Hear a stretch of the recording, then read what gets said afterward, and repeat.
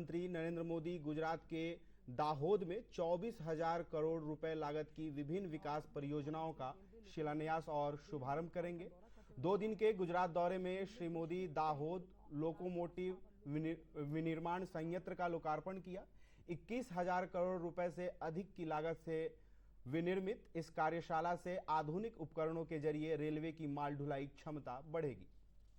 Locomotive engine की seat पर बैठ के समझने की कोशिश कर रहे हैं प्रधानमंत्री कि आखिरकार ये लोकोमोटिव इंजन અને આજે હું પરેલ ગયો આ વખતે તો કદાચ હું 30 વર્ષ પછી પરેલ બાજુ ગયો હોઈશ।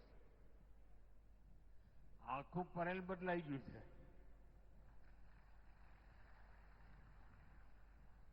પહેલા હું અહીં આવું એટલે સૂર્યાસ્તનો જ્યારે ટાઈમ થાય તો મારો પ્રયાસ હોય કે સાયકલ પર પરેલ જવું।